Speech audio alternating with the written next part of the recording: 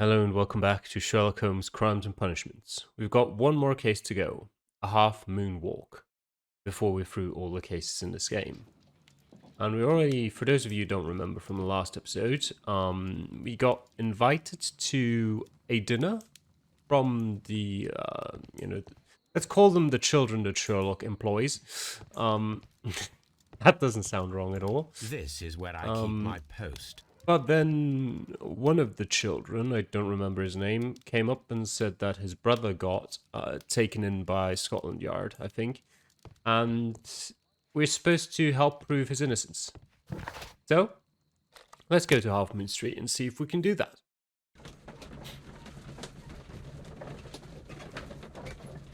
So far, I think we're 2 out of 5 in terms of like making the actual decision that the game thinks is correct.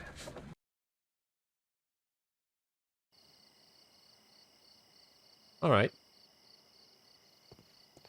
What is this street? Where can we go? Oh. Where's this lead? Huh. For some reason, like, the mouse sensitivity feels a bit high. It should be fine. I'll just move it less.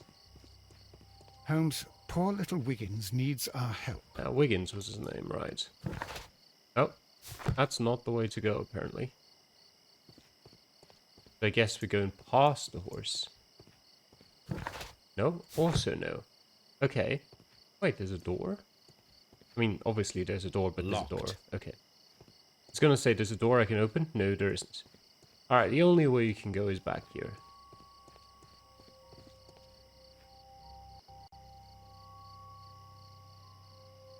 I feel like the lighting and everything is...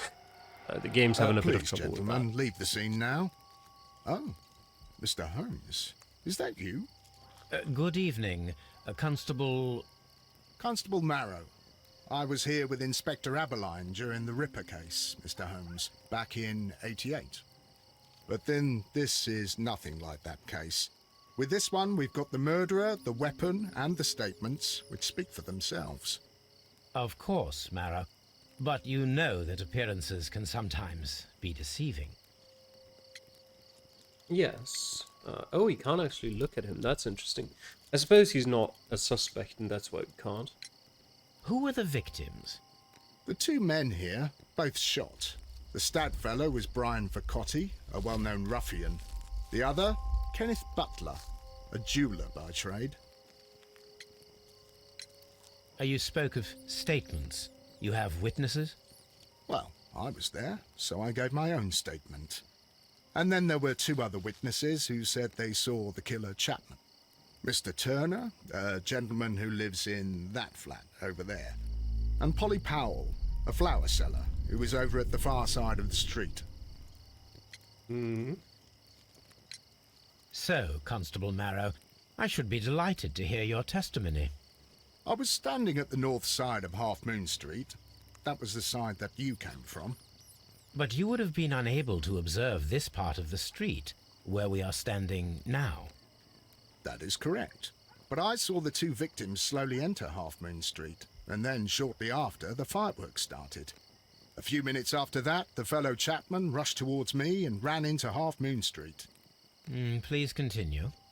I didn't pay attention, but suddenly I heard a woman's cries and police whistles on the other side of Half Moon Street. I rushed over there and I saw the two dead bodies on the ground. When I reached Whitechapel Street, I saw Leighton Chapman. He'd been caught by two police constables. Well, given your story right now, I mean, there's been about... Well, I don't actually remember if you mentioned how long there was between seeing the two victims enter the street and then Chapman running into the street. I'm sure there were... I think he said after some time or something like that, so it was definitely a couple of minutes. So who's to say they weren't long dead by the time Chapman got there?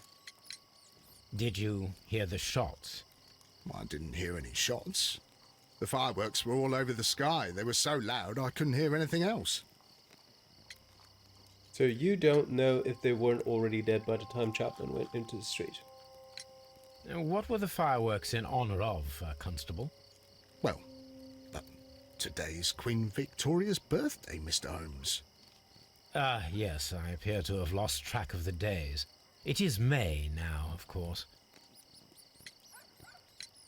Constable Marrow, what else caught your attention while you were running through Half Moon Street? I saw nothing but rats, and I took the time to light every corner with my lamp. Did you happen to look up at Mr. Turner's window when you were on Half Moon Street at that time? Yes, I saw that the window was open, but no one was there. It was dark in the room. Constable, your statements have been of great value to me. You say that no one was there and it was dark, so how could you have seen the scene of the crime? Brian. He tried to stop the bleeding with his hand. Death was not instant. The bullet penetrated his stomach, a dreadful wound.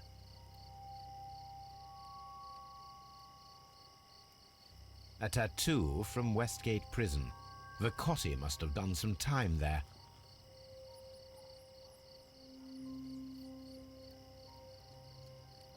Brian Vercotti suffered greatly. What a terrible way to die. What about the other one? Shot in the head. He didn't suffer greatly. Stuck object. Piece of wood. A piece of wood that has stuck between the cobblestones. Let us take a closer look.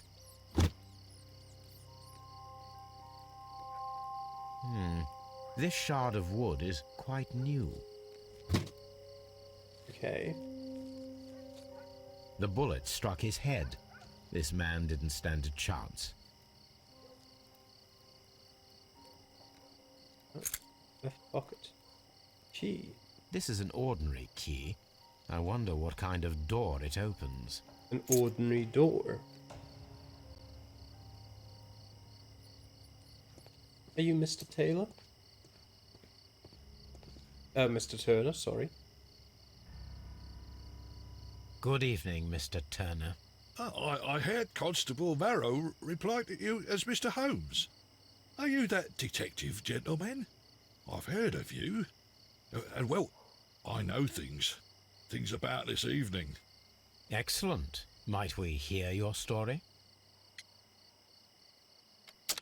He looks sort of drunk, or just lost in general.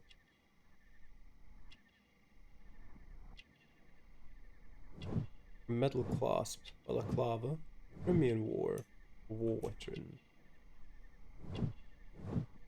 Missing buttons, poor life. Requires support, weak leg, limping. Could you tell us everything that you may have seen or heard? I was already in bed when the fireworks started. A few moments after, I clearly heard 2 gunshots from outside. Please continue. I quickly got up and I grabbed the lamp from my nightstand and I rushed towards the window. I looked down and I saw 2 bodies. And there was a man with a gun who was standing nearby. Where exactly? Well, near this body. Did he notice you? I don't think so. He rushed towards Whitechapel Street without looking around. 2 distinctive shots. Were the 2 shots you heard consecutive? Yes, there was a very short pause between them, and they sounded different somehow. It seemed to me that the second shot was louder than the first. That is an interesting comment. And if I knew anything about guns, that might tell me something. It would potentially mean that, well, there's a couple things it could mean. Thing A, maybe there were 2 shooters. Thing B, maybe something was muffling the first shot's sound. Such as, I guess if you press the gun to someone and fire at like point blank range, it might be a bit quieter than if you just shoot from a distance. At least that's my assumption. I don't know if it makes like a noticeable difference. Mr. Turner, did you see anyone else in the street? No, I saw no one but that man, the murderer, the fellow they caught. You're jumping through a couple hoops there. Mr. Turner, what were your actions after you stepped up to the window? I was afraid that the man with a gun might return, so I stayed close to the window till I saw the policeman coming in the Half Moon from Whitechapel. Then I walked out to tell them everything I saw. You have helped us a great deal, Mr. Turner. Mm-hmm. I'll do anything to save my brother, Mr. Holmes. He looks like a very old, small man, and not like a child. I mean, very old is a bit of an exaggeration, like 30 or 40. But just very small. Polly Powell. Mrs. Powell? What do you want? My name is Sherlock Holmes. I'm assisting the police with their investigation of the crime that took place this evening. Well, I've already gave my testimony, but very well. Could you tell us everything that you may have seen or heard? Yes. I was selling my flowers as usual, and then the fireworks began, in honour of Queen Victoria. I enjoyed those. But then, all of a sudden, a young lad ran out of Half Moon Street and stopped just by me. He had a gun in his hand. He was like a ghost, and all covered in blood. It was dark, but I could see him, because of the flashes from the fireworks. And then? I screamed as loud as I could. I knew that a policeman should be on duty in the vicinity. He had no time to escape. 2 constables got him. Then another constable came out from the very same street, and I heard him talking of a horrible murder. Mrs. Powell, did you hear the gunshots? I'm not sure. You know, what with the fireworks? Did you see anyone else leaving Half Moon Street, prior to or at the time of the crime? No, sir, I did not. Even with all the fireworks, I was very attentive, as I'm always on the lookout for customers. My thanks to you, Mrs. Powell. Not looking good for you, Leighton. How far can I go this direction? Locked. Wow, what a surprise. Oh, okay, until here. Locked. Locked. Locked? Locked. Locked? Locked. Who are you? You don't want to talk to me? Locked. Alright. Okay, that's the end of this street. Alright, so there's not exactly a law I can go to. What have we got here? That's Half Moon Street, yes. Alright. Got a couple of connections we might be able to make. And we'll see if it crashes the game. Turner's View and Dark Window. Definitely, that's one. Woman's Statement. Different shots, 2 victims. Okay. None of those fit together. Let's see. Game crash or not? Not yet. Conflicting statements. Mr. Turner stated that he remained at the window of his flat until the police arrived. However, this is in conflict with Merrow's statement, as the constable did not see anyone at the window. Search Turner's flat. Okay. Mr. Turner, may we go past you?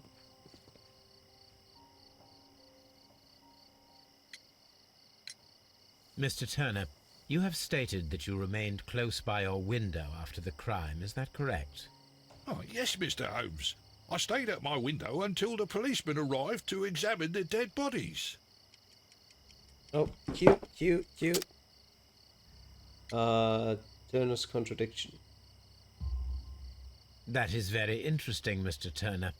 Constable Marrow stated that he did not see anyone at the window when he was running through Half Moon Street. Well, I think Constable Marrow and me, we might have been distracted by the whistles and shouts coming from Whitechapel. We could have missed each other somehow. You understand what I mean? It was a bit of a stressful moment, to tell you the truth, sir. Allow me to form my own theories, Mr. Turner. Would you mind showing me the view that you had from your window? Not at all, Mr. Holmes. Please, follow me. All right, I will follow you. Mr. Turner appears to live very modestly. I'll explore this room first. Can't see out of that window. Mr. Turner was roused from his bed by the sound of gunshots. Yes. There's nothing there.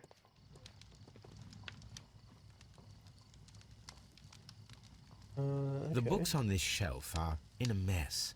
It looks as though Mr. Turner was trying to find something in a hurry here a short while ago. Oh. A perfect Well. match. So, Mr. Turner broke his stick when it became stuck between the cobblestones. He did not mention that he was so near to the victims. Well, to be fair to him, that could have happened before the murders.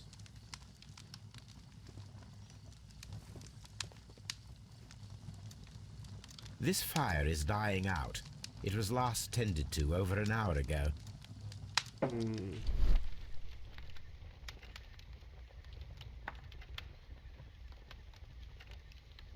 Oh. The papers are almost entirely burned. I am unable to see what's written here. This says textbook right here. That's about the only thing I can read. These words are illegible. The papers were thrown into the fire just a short while ago. What did you so desperately need to burn, Mr. Turner? Is that gonna open them up? Oh no, I can actually just walk down there. That's nice.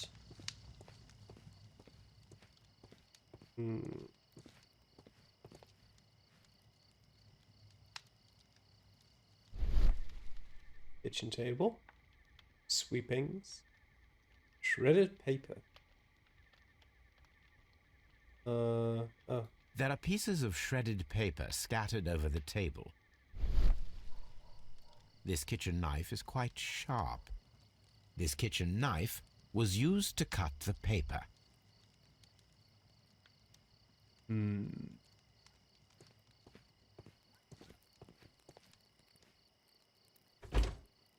So, that's the view Mr. Turner had when he opened the window. Mr. Turner's gonna push us out of the window. The dead body of Kenneth Butler. Brian Vercotti's contorted corpse. Mr. Turner had a perfect view of the crime scene. He saw the bodies clearly, and Leighton Chapman standing over them.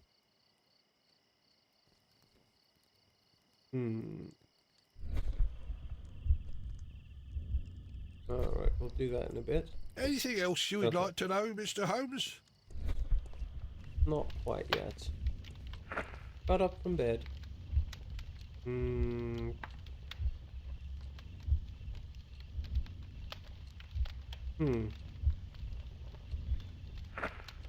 Took something. Threw something into the fire. Cut papers with knife. Oh, okay. Reset it. Approach the body. Actually, there's something else that could work. Got out of bed. That's number one.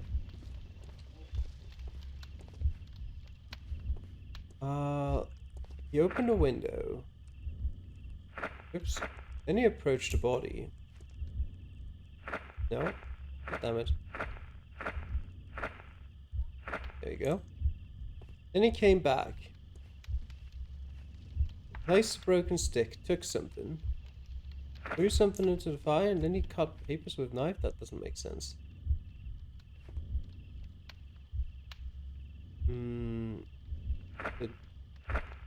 That.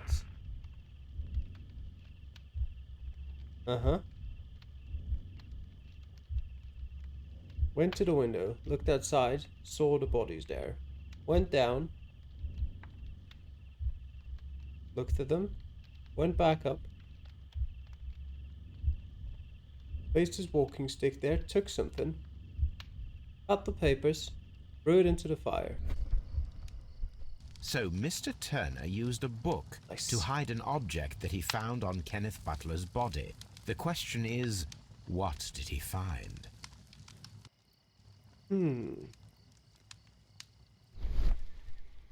Books. Bat prints. I can see prints from greasy fingers upon the cover of this book. Let us take a closer look. Moby Dick by Herman Melville. Well now, what a find! A precious jewel, concealed inside a book. Is that a precious jewel? A bracelet with a unique ram's head design, a distinctive feature of ancient Grecian artifacts, probably of the Hellenistic era.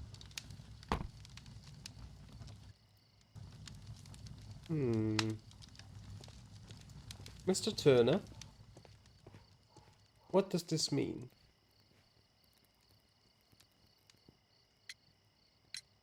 Mr. Turner, how would it be possible for a man of advanced years, such as yourself, to rush from his bed to the window in a matter of seconds, as you have stated? Well, I'm able to move very quickly, despite my age. And when the situation requires it, Mr. Holmes. You're limp. I highly doubt that, Mr. Turner. I observe that you suffer a severe limp due to your injured right leg. It would have taken at least 10 seconds for you to approach the window. That means you could have easily missed something or someone in Half Moon Street during that time. You're right, Mr. Holmes. I could have missed something. But it did seem to me that everything happened so quickly. Oh, time can pull tricks on you. And what of everything else that you told us? Mr. Turner, it is vital that we have your complete and true statement. Mr. Holmes, I do assure you that the other things I said were most sincere. Well... Mr. Turner, you were not sincere with me. Not then, and not now. But Mr. Holmes... This, Mr. Turner, does not look like anything that a poor man might possess. It is worth more than the home that you live in. I can explain. No, merely correct me if I am wrong. You saw Leighton Chapman through the window, but you also noticed a glittering object on the ground, this precious jewel. You walked down and took the bracelet from the body of Kenneth Butler, and when you heard the whistles, you hurried away. That broke your walking stick. It caught fast between the cobbles. Constable Marrow was unable to see you in the window as you were climbing up the stairs on your way back to your flat. Upon returning home, you hid the precious jewel inside a book. Mr. Holmes, please don't send me to prison. I didn't do anything bad. I'm just a poor man. When I chanced upon the bracelet, I saw it as an opportunity to make a little money. I was desperate. I only took the bracelet, that's all, I swear. You made a mistake by lying to me. But you are not a criminal. I believe that. Although I must return this bracelet to its rightful owner. Okay. Inquire into the bracelet.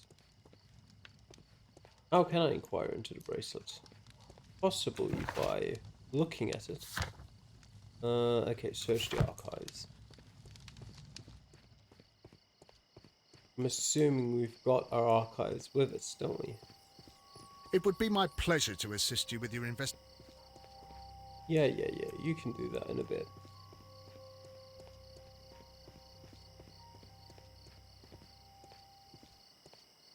We have... no, okay. Well, I guess I gotta go back to Baker Street if I want to look at books.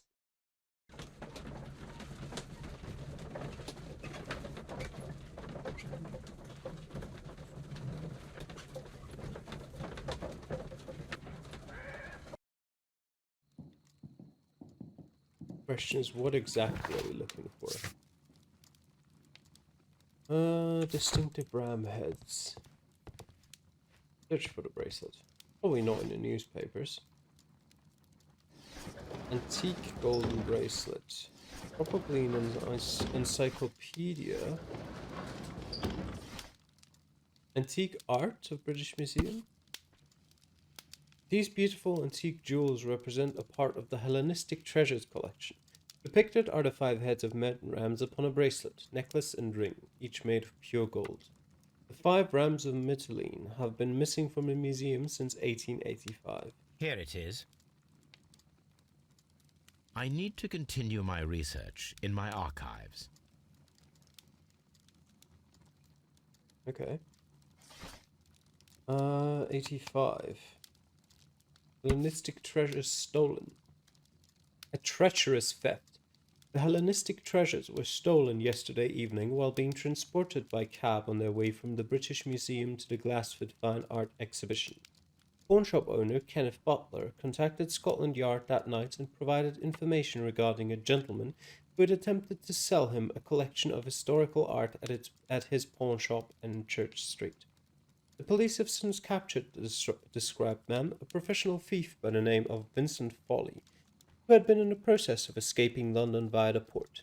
He was recognized by the surviving driver of the cab that had transported the collection of Hellenistic treasures. Vincent Foley refused to confess as to where the remainder of the treasures were hidden. He was eventually imprisoned. The lost treasures are still to be found. Here it is.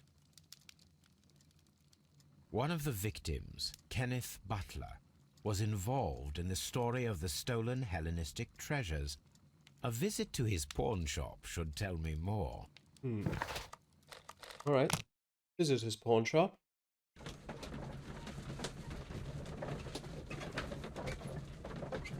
He was probably not all that innocent then.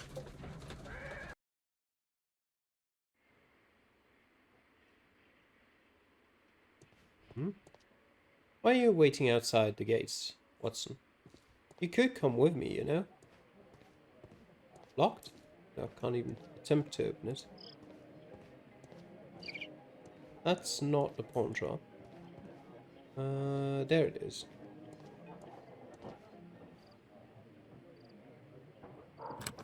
Mr. Butler's key matches the lock perfectly.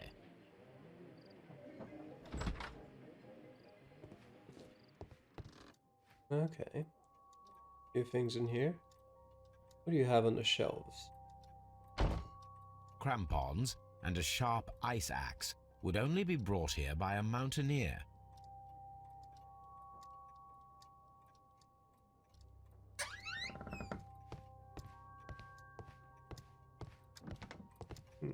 What about behind the counter? A flare pistol.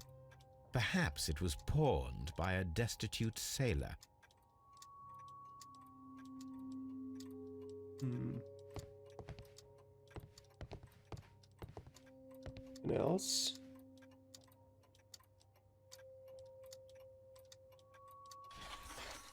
It looks as though Mr. Butler kept a careful record of his operations.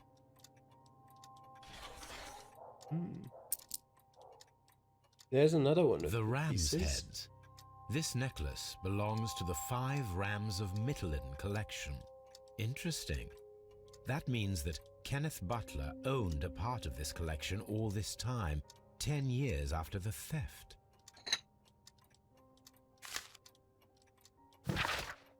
Hello, Kenneth. I remember you once told me about 3 pieces of golden jewelry with ram heads from ancient Greece. You still got them, right? Well, good news for you. I found a man loaded with money who's crazy about those jewels. He's ready to fork out a small fortune. I can arrange a meeting with this money bag for you, but I want you to cut me in on a deal. I'll be waiting for you at the crossing of Great Alley and Half Moon Street on Sunday evening before the fireworks. Brian Vicotti.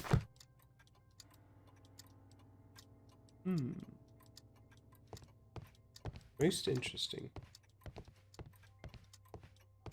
Right, I think we've looked at everything in here. Yes. Can we continue that way? Probably not. Okay. Right. Interrogate Leighton and examine his belongings at Scotland Yard. Alright. Let's go there next.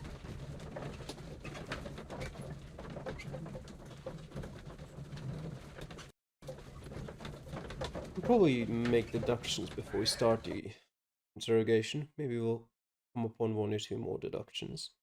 Mr. Holmes? Oh. Whatever brings you here so late at night? I'm interested in the case of young Leighton Chapman. He was arrested earlier this evening and accused of a double murder. I beg your pardon? That case is quite clear to the police. Or are there any new facts that we don't know about? Who knows, Inspector? Look, you are free to investigate, of course, Mr. Holmes. Chapman was arrested with a revolver in his possession, which you can find in the evidence room. The suspect himself is in custody. Did you find anything else on his person? A few personal belongings. Nothing particular, Mr. Holmes. Thank you, Lestrade. We'll see about that. Lootless. Just combine it with interesting. Different shots. No. Nothing that. Less jewels, common statement. 2 victims. There you go. Burglary motive. The search for the missing Hellenistic treasures could be the motive for the crime that was committed in Half Moon Street. Mr. Turner picked up the bracelet directly after the murder, but the ring is still missing.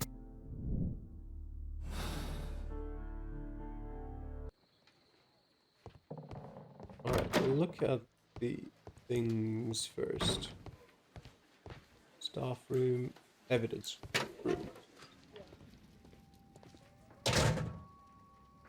So this is the gun that Leighton was holding when he was caught by the police. It is a Webley revolver, a reliable weapon. It seems as though the shells were not removed from the cylinder. Yeah, how many? There are 2 missing.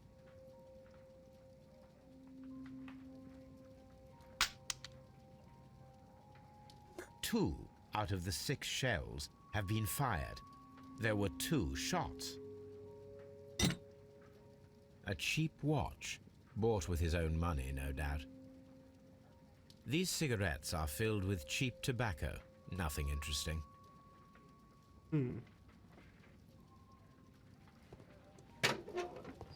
Leighton. It's not looking great for you.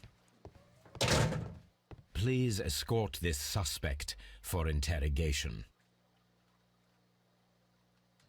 Good evening, Mr. Chapman. Who are you? I've got nothing to say. It's all a mistake. Calm down, Leighton. I have come here to help you. To find out if you truly are innocent, as your younger brother Wiggins has told me. My brother? You know him? Then that means you're... Sherlock Holmes. Oh, blimey. All right, Mr. Holmes. I'll tell you everything. He also has a tattoo I already saw of that prison. Got a blue eye. Recent beating, resisted arrest, hot headed. Yeah, that makes sense.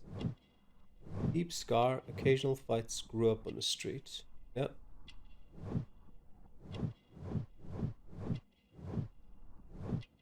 Scarf?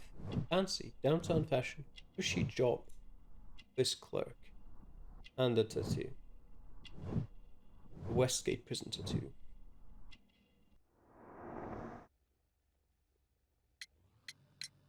Good. Tell me your account of what happened. I left my work and I hurried up to see the fireworks in Whitechapel. I was late, so I decided to cut through Half Moon Street. I saw the first fireworks light up in the sky. I bumped into a constable on a corner before entering Half Moon. Then suddenly, what with all the firework flare, I saw 2 men. They were both lying flat in the middle of the street. I stopped where I was. I thought about turning back to the police, but as I was thinking of that, I saw a third person. He was leaning over the body that was furthest from me. Fair enough. The second I saw him, he raised his head and he stared at me. In a flash, I saw his gun, but he made a dash for it instead and he escaped through Whitechapel Street. Not Turner. Okay. So you might still have had time to return to the constable. I panicked. I didn't know what to do. Anyway, I approached the bodies just to see if they were still alive. I saw that one had blood pumping out of his stomach. He was dying. It was horrible. The second one was already dead. He had a hole in his head. He was holding a gun in his hand, though. I took it, and then I followed the third man. I mean, it makes sense. There's no holes in his story directly. Interesting. Pray, continue. I turned a corner, and I saw the man standing in the middle of the street. He seemed to be in some sort of panic. And then, Mr. Holmes, something strange happened. I told the police and they laughed at what I said, but I swear to you, my words are true. I started running towards him. But then I was blinded by a flash. It was so bright that I hardly saw anything for a good dozen seconds. But I kept running forward. As I arrived in Whitechapel, I heard a woman screaming. And then I was caught by the police. But there wasn't a trace of that man. Of course, then they found a gun and all that blood. I couldn't see the murderer escaping and all that mess. Perhaps I was still half-blinded at that moment. A thrilling account, my young man. Leighton, are you able to describe the person whom you saw standing in Half Moon Street? Well, I wasn't able to see his face at all. It was too dark, and he was too far away. I could see his silhouette. And what about that? Nothing so special. He was wearing a jacket. He was quite average in size and his weight. I see. Was there anything else that struck you at the time? No. But perhaps it's strange, but I can't remember the sound of his footsteps as he was running away. Perhaps it was because of the fireworks or the surprise of me seeing him. Leighton, I confess I am puzzled. Why should a young lad like you take a gun from the hands of a dead man and set off in pursuit of a probable killer? I know. I keep wondering that, but at the time it was like a reflex. A criminal ought to be arrested, and he was armed. You were willing to risk your life. That was a little foolish, unless you wanted revenge. No, Mr. Holmes. I was just being brave and stupid. Well, that crashed again. That's interesting. Alright. I opened the game back up, and I thought, well, might as well make a couple deductions before we get back. Game can't crash again that quickly. And we got compelling evidence. Witness testimonies and the crime weapon clearly point to one possible culprit, Leighton Chapman. We've got double murder. Kenneth Butler and Brian Vicotti were the victims of a double murder carried out by one person. And we've got simultaneous shots and firing position. Turner could hear the contrast between two fired shots as they were made from different points in Half Moon Street. And Turner could hear the contrast between two fired shots as in fact 3 shots were made. At first a single shot was fired and then 2 guns fired simultaneously directly afterward. That's interesting, I don't know anything about that yet. Now let's get back and talk to Leighton. Good evening, Mr. We'll have Chapman. to go through all of this again. Calm down. Alright, go through that again quickly. Yes, he had a recent beating. Hello? Okay, we'll go through the scar first. Okay. Okay. It's not really where it was supposed to be, but anyway. Fancy scarf.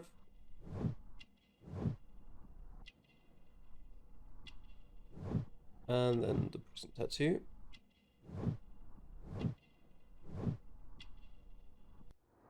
Right, quickly relay your story again. I saw the first fireworks light up in the sky. I bumped into a constable on a corner before entering Half Moon. Can't skip that. I can skip a couple of these. I saw... And then, Mr. Holmes, something strange happened. I told the police and they laughed at what I said, but I swear to you, my words are true. I started, but I kept... Late. Nothing so special. I see. No. Why Late. follow him? You were willing to... No, Mr. Holmes. I was just being brave and stupid. Westgate prisoners? I'm sure that you were, but I believe that you may have recognized one of the victims, Brian Vercotti. You knew that gentleman well, did you not? However could you know that? You have a typical tattoo of the Westgate Brotherhood upon your hand. I observed exactly the same mark upon Mr. Vercotti. You came to know him from your sharing a past prison sentence. Am I correct, Mr. Chapman? God. You're right, Mr. Holmes. Would you tell me a little about Brian Vercotti? We were convicted for a robbery. Once in prison, both of us joined one of these fraternities. During that year, we tried to help each other out, you know? You were quite young then, I believe. Yes, Mr. Holmes, we were. We'd only stolen a pound of meat. After we were released, and when I saw what my little brother had become, I decided to work towards living an honest life. And Vercotti? He had a hard time. His sister had died in a Whitechapel dispensary while he was in prison. He had no family anymore. Our paths split. He fell back into crime. So you lost him? Yes. And for around 2 years, I heard no news of him at all. We shall see you soon, young man. Alright, any more? Old acquaintance. Okay. Didn't mean to press that. And I think the rest, yeah. Oh, okay, that as well.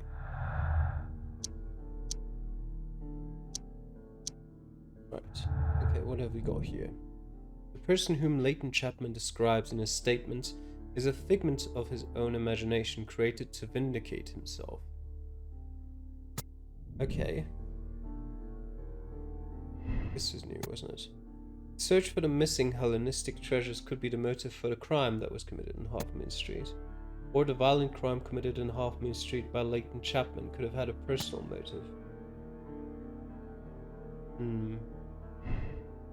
I honestly have no idea.